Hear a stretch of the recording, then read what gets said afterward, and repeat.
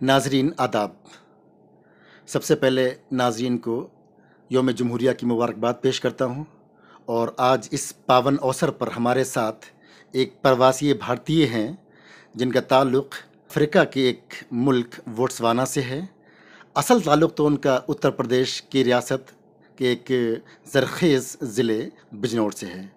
आप एक प्रवासी भारतीय हैं और उत्तर प्रदेश में जो इस बार प्रवासी भारतीय दिवस मनाया गया है उसमें आपको सम्मानित किया गया है। मेरी मुराद मोहतरमा जमाल अहमद से है। आप एक प्रवासी भारतीय हैं और इस वक्त सम्मान लेने के लिए उत्तर प्रदेश में आई हुई थी, जहां बनारस में प्रवासी भारतीयों को ये सम्मान दिया गया था। आपने बिजनौर से बोट्सवाना तक का एक सफ़र तय किया। इब्तदा में एक एजुकेशनिस्ट की हैसियत से लाइब्रेरी में आपने मुलाजमत की और उसके बाद Jamal group of companies retirement के बाद आपने शुरू की और वहाँ एक अच्छा अपना कारोबार शुरू किया। और आज उसी कारोबार को बढ़ते हुए देखकर उत्तर प्रदेश की गवर्नमेंट ने आपको ये एजाज़ दिया है। मैं मोहतरमा से जानना चाहूँगा कि बिजनौर से बोट्सवाना तक का आपका ये सफ़र कैसा रहा और इस सफ़र में आपको किन मुश्किलात का सामना करना पड़ा, क्या क्या परेशानियाँ आपके सामने आईं और इसमें क्या चीज़ आपके लिए मुआविन और मददगार साबित हुई। हिंदुस्तान से बोट्सवाना तक का सफ़र मेरा बहुत अच्छा रहा। शुक्र है मालिक का कि मेरे साथ में मेरे शौहर थे जिन्होंने मुझे फुल सपोर्ट किया। इन्हीं की मॉरल सपोर्ट की वजह से जो कुछ हूँ मैं आज हूँ। मैंने गवर्नमेंट ऑफ बोट्सवाना में नौकरी की, ministry of finance, ministry of home affairs. उसके बाद जमाल ट्रेडिंग, जो मोस्ट डिफ़िकल्ट बिजनेस है, ट्रेड है, मैंने ये अल्लाह की तरफ से था कि मैंने ये बिज़नेस शुरू किया। इसमें मुझे काफ़ी तकलीफ़ों का सामना करना पड़ा, इसलिए कि मेरे तो बुज़ुर्गों ने भी कभी बिज़नेस नहीं किया था और मैं एक नई ट्रेड में आई थी।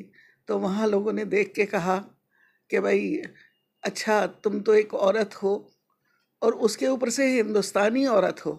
जब उन्होंने ये कहा तो मुझे बहुत तकलीफ़ हुई। तो मैंने कहा कि हाँ, मैंने कहा कि हम आपका बिज़नेस 2 मिनट में वाइप कर देंगे, हमने बहुत सारे लोगों को क्रिपल किया है।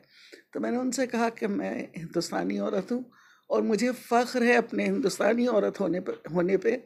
साथ में मुझे फ़ख्र है अपने हिंदुस्तान पे, अपनी मातृभूमि पे। वो मेरी मदरलैंड है। बाकी ऊपर वाला जानता है क्या होगा। मैं अपनी तरफ से पूरी मेहनत करूँगी। 24 घंटे में से 18 से 20 घंटे हमने दोनों ने मिलके काम किया। हालांकि ये सर्विस में थे, इन्होंने 3 साल बाद सर्विस छोड़ी, मैंने अकेली ने बिज़नेस शुरू किया था।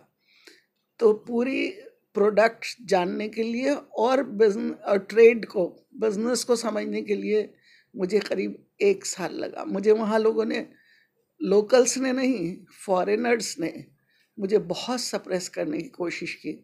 साउथ अफ्रीका से मैं माल ख़रीदना चाहती थी तो वो हर सप्लायर को कहते थे कि उस हिंदुस्तानी औरत को मत सप्लाई करना। वो सप्लायर मेरे पास आते थे और आके मुझसे कहते थे कि वो मना कर रहे हैं सब कि हम आपको सप्लाई ना करें। तो मैं उनसे कहती थी कोई बात नहीं, एक वक्त आएगा जब ऊपर वाला मेहरबान होगा।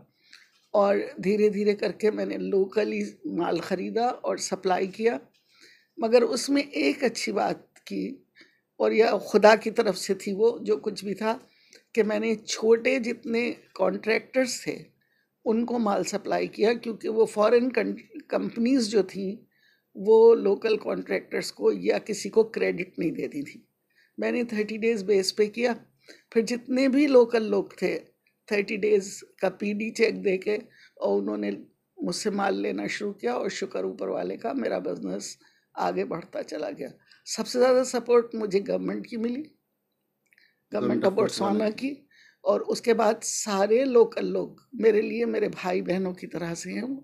उन्होंने मुझे फुल सपोर्ट किया। ये तो हुई आपकी तिजारत में हुई परेशानियों की कुछ बातें, लेकिन आज से 50 साल पहले जब आप इंडिया में थीं और आपने अपना तालीमी सफ़र का आगाज़ किया होगा, बीइंग खातून, बीइंग महिला, उस वक्त उत्तर प्रदेश, वो भी पश्चिमी उत्तर प्रदेश के बिजनौर ज़िले में ख़वातीन की तालीम का इतना रिवाज नहीं था।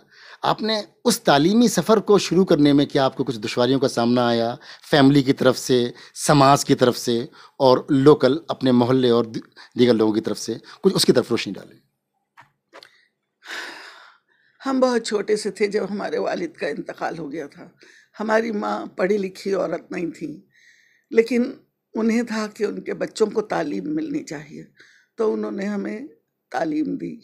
जब हम 8वीं क्लास पास किया हमने, तो वहाँ कोई मुस्लिम स्कूल बड़ा नहीं था, सिर्फ एक हिंदू स्कूल था, वैदिक कन्या इंटर कॉलेज। माँ हमारी डरती थी, लेकिन उसके बावजूद उन्होंने हमें भेजा। वहाँ की प्रिंसिपल से मिली और हमें इंटर कॉलेज के लिए भेजा। वहाँ हालांकि बहुत अच्छा माहौल था, लेकिन उसके बावजूद भी लोग बायस थे। मुझे उन्होंने वहाँ का 9th क्लास में ही स्कूल में प्रेसिडेंट बना दिया, और उसमें ये था कि वो हवन होता था हर सैटरडे को, तो उसमें एक मुस्लिम लड़की कैसे सामग्री देगी, तो उसके लिए शुक्र अल्लाह का, ऊपर वाले की मेहरबानी है कि पता लग गया मुझे वक्त से पहले। तो मैंने अपनी साथी लड़कियों को बुला के कहा कि देखो, इस अलमारी में सामग्री रखी है, तुम चेक करो इसको और इसके बर्तन वगैरह धुलवाओ, कल सुबह हवन है। अगले दिन सुबह को, सैटरडे की सुबह को जब हवन था, तो सारी टीचर्स लाइन बना के खड़ी हुई थी ये देखने के लिए कि क्या मैं उस घी को और सामग्री को हाथ लगाऊंगी। मैंने जो असिस्टेंट थी उसको कहा कि तुम लेके चलो, तो लोगों को हैरत हुई, और उन्होंने बुला के मुझसे कहा कि भाई जमाल, तुमने तो हमें मात कर दिया, हमने तो सोचा भी नहीं था कि तुम इस तरह करोगी। तो खैर अल्लाह का शुक्र है, इंटर पास करने के बाद हमारे यहाँ डिग्री कॉलेज खुला, मगर वो को एजुकेशन था। हमारी माँ किसी तरह तैयार नहीं थी कि मैं को एजुकेशन में भेजूं, और वो पहला बैच जा रहा था गुलाब सिंह डिग्री कॉलेज का। तो हमारे वहाँ के जो प्रिंसिपल थे और एक रिजवी साहब जो अमरोहा के रहने वाले थे, ये लोग सब आए। हमारी माँ से कहा कि देखें, हम गारंटी लेते हैं आपकी दोनों बेटियों की, आप जैसे कहेंगी हम वैसे करेंगे, मगर प्लीज़ इनका एडमिशन दिलवा दें, क्योंकि अगर इनका एडमिशन नहीं हुआ तो वैदिक कन्या इंटर कॉलेज क्या, पूरे चांदपुर की और बराबर की कोई भी लड़की आने के लिए तैयार नहीं है। सबके माँ बाप ने मना कर दिया है, हिंदुओं ने सबने मना कर दिया था कि अगर वो दोनों नहीं जाएंगी तो हमारी लड़कियाँ नहीं जानेगी। तो शुक्र अल्लाह का, हमारी माँ ने फिर इजाज़त दे दी। हम बुर्क़े में जाते थे, और हमारे लेक्चरर्स कभी हमसे सवाल नहीं करते थे क्लास में, सिर्फ लिख के सवाल जवाब होते थे। हमारी प्रेजेंस हमारा बुर्का देता था। नहीं, ये तो आपने अपनी एजुकेशन की बात मुझे कर दी। उसके बाद आप बोट्सवाना पहुंची, वहाँ आपने एज ए लाइब्रेरियन मुलाजमत की। तो एजुकेशन और लाइब्रेरियन के इस सफ़र के बाद तिजारत का ख्याल ये कैसे आया आपके जहन में? क्योंकि ये एक बड़ा ख्याल है, और हमारे नाजरीन के लिए भी ये दिलचस्पी का सवाल होगा कि एक लाइब्रेरियन कैसे एक ताजिर बन जाती है, और वो भी एक कामयाब ताजिर, और जिसको उत्तर प्रदेश के वज़ीर आला ने प्रवासी दिवस पे सम्मान दिया है। ये भी एक खुदादाद चीज़ है, खुदा की तरफ से है जो कुछ भी है, क्योंकि मैं तो सोच भी नहीं सकती थी कि कभी इतने डिफ़िकल्ट बिजनेस में आऊँगी। हुआ ये कि 1979 में जब इन्होंने सिटीज़नशिप ली, तो मैंने इनसे कहा कि ज़िंदगी में पहला काम अगर आप करेंगे मेरे लिए, तो आप मुझे मकान बना के देंगे, क्योंकि मेरे बच्चों को शेल्टर चाहिए। तो बोले कि अच्छी बात है, कौन करेगा? मैंने कहा मैं खुद करूँगी, आप देखें। तो कॉन्ट्रैक्टर वगैरह को बुला के वो मकान बनाना शुरू किया। बड़ा अच्छा, मतलब मुझे अच्छा लगता था वहाँ जाना, सीखना, पता लगाना। तो जब मैं एक दिन घर बैठी हुई थी, वो कॉन्ट्रैक्टर घर आया और कहने लगा कि क्यों इतनी उदास बैठी हो? मैंने कहा इसलिए कि मैं बोर हो रही हूँ, कुछ करने को नहीं है। तो बोले बिजनेस में आ जाओ। मैंने कहा देखो, आप कॉस्मेटिक्स और क्लोथिंग का बिजनेस तो मुझे मत बताना, इसलिए कि वो मेरी लाइन नहीं है, बिल्कुल भी मैं नहीं कर सकती।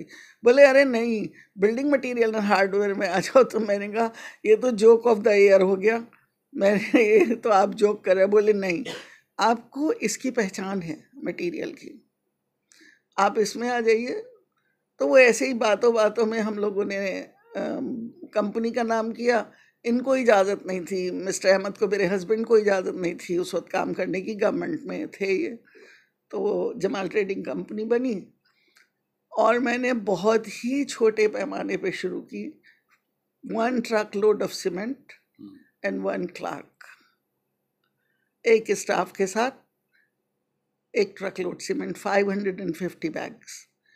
और उसके बाद करम है उसका ऊपर वाले का कि हर दिन हर रोज़ तरक्की होती गई।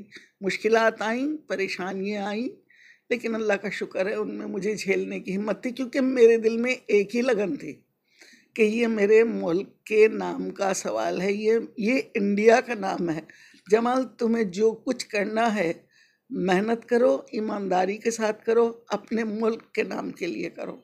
और उसने, ऊपर वाले ने मुझे नवाजा हर रोज़। बिकॉज मैं तो रोज़ सुबह को दुआएं करती थी उठ के ऊपर वाले, जैसे जैसे लोग कहते थे हिंदुस्तानी औरतें बिजनेस बंद कर देंगे, मैं रोज़ सुबह को दुआ करती थी कि अल्लाह मियां ये हिंदुस्तान के मेरी मातृभूमि का है। और यकीन जानिए मुझे ऐसा लगता था जैसे एक माँ सुबह को अपनी बेटी को या अपनी बच्चों को दुआएं देती है, मुझे बिल्कुल हिंदुस्तान के, इंडिया के नाम से ऐसा ही लगता था कि मेरी मातृभूमि मुझे दुआएं दे रही। रोज़ नई हिम्मत होती थी, नई ताकत आती थी और मैं जाके लड़ने के लिए काम पे तैयार हो जाती थी कि चलो। मतलब एक कॉन्ट्रैक्टर को जब आपने अपना मकान बनाते हुए देखा, आपको वहाँ से हौसला मिला। लेकिन मैं आपका विजिटिंग कार्ड देख रहा हूँ, जो जमाल ग्रुप ऑफ कंपनीज, मतलब एक से ज़्यादा कंपनियाँ आप वहाँ पे रन कर रही हैं। दीगर आपकी कौन कौन सी कंपनीज हैं और उनके क्या कामकाज हैं? 3 साल के अंदर अंदर हमने दूसरी कंपनी बनाई जो प्रॉपर्टी कंपनी है हमारी, रियल इस्टेट। एक मकान से शुरू किया था, शुक्र ऊपर वाले का, ये मेरी माँ की दुआओं का असर है कि आज उसमें मुझे खुद भी नहीं मालूम कितनी प्रॉपर्टीज़ हैं। फिर उसके बाद हमने मैन्युफैक्चरिंग कंपनी बनाई जो वुडन फ्लोर बनाती है, डोर्स बनाती है, फर्नीचर बनाती है। उसके साथ साथ हमारी कंस्ट्रक्शन की कंपनी है, उसके अलावा प्रिंटिंग एंड पब्लिशिंग की है। जॉइंट वेंचर में मेरे पास डोर फ्रेम, विंडो फ्रेम की फैक्ट्री है जो स्टील के बनाते हैं। उसके अलावा एक और कंपनी है जो वायर की प्रोडक्ट बनाती है। पहले हम वायर ड्रॉ करते हैं, उसको गैल्वेनाइज करके उसकी बाई प्रोडक्ट बनाते हैं, डायमंड मैश, रेज़र वायर, वो सब चीज़ें। हमारे नाजरीन के लिए जो देख रहे हैं, जिनको आपकी बातें सुन के काफ़ी हौसला मिल रहा होगा, कोई पैगाम के, मतलब लोग रिटायरमेंट के बाद आमतौर से यहाँ बैठ जाते हैं, आराम करते हैं, लेकिन आपने रिटायरमेंट के बाद एक कंपनी शुरू की और फिर कंपनी के बाद कंपनियाँ शुरू की, उनके लिए कोई पैगाम? आजकल वैसे ही यहाँ पर एक मंदी का दौर है, रिसेशन का एक दौर है, लोग परेशान हैं, तो उनके लिए, हमारे नौजवानों के लिए और दीगर लोगों के लिए क्या पैगाम देना चाहेंगे? देखिए, जो मेरी सोच है, पहले तो ये कि इंसान को कभी बड़ा बिजनेस सोच के शुरू नहीं करना चाहिए, छोटे से शुरू करें और स्टेप बाय स्टेप आगे बढ़ें। मगर शर्त है कि उसमें सबसे पहले अपने ऊपर वाले पे भरोसा होना चाहिए, फिर ईमानदारी, दयानतदारी के साथ, पंक्चुअलिटी के साथ उन सब कामों को करना चाहिए। ऊपर वाला जो है वो हर किसी को नवाजता है, और जो मेहनत करता है और जो ईमानदारी से करता है उसे ऊपर वाला यकीनन नवाजता है। तो मेरी एक ही रिक्वेस्ट है, यहाँ ख़ासकर अपनी बहनों से मेरा मैसेज है कि प्लीज़ प्लीज़ हमारी हिस्ट्री हमें क्या कहती है उसको दोहरा के देखें। हमारे मुल्क में झांसी की रानी हुई हैं, इंदिरा गांधी हुई हैं, और फिर हमारी तो हिस्ट्री वो है कि हम तिजारत करें, मेहनत करें, आगे बढ़ें और 4 का नसीब साथ लेके चलें। कभी अपने लिए न मांगें, ये मांग के चलें कि ऊपर वाले इन हाथों में इतनी ताकत दे कि जिनके नसीब से तूने हमें दिया है हम उन तक पहुंचा सकें। क्योंकि अगर ये हाथ कांप गए तो अल्लाह कहेगा कि बंदी ये तेरे लिए नहीं, ये उनके लिए है जो दूसरों में इसको शेयर करें। बहुत बड़ी बात आपने कही कि इंसान को तिजारत करने से पहले सबसे पहले बिलीव होना चाहिए, यकीन होना चाहिए अल्लाह की ज़ात में। आपने ईमानदारी की बात की, आपने दयानतदारी की बात की और आपने पंक्चुअलिटी की बात की। तो ये 4 बातों के साथ आज का ये कंक्लूजन नोट मैं आपको दे रहा हूँ कि इन 4 बातों को अगर आप अपनाएंगे तो आप तिजारत में मिसेस जमाल फातिमा की तरह आप आगे बढ़ सकते हैं। बहुत बहुत शुक्रिया। एशिया टाइम के नाज़रीन का भी शुक्रिया। आप अपने फीडबैक के ज़रिए ज़रूर बताएं कि आज की हमारी गुफ्तगू कैसी लगी, और आपको एक बार आप सबको और आपको भी यौम जमहूरिया की बहुत बहुत मुबारकबाद। बहुत बहुत शुक्रिया। और सब पूरे हिंदुस्तान को 26 जनवरी बहुत बहुत बहुत मुबारक हो।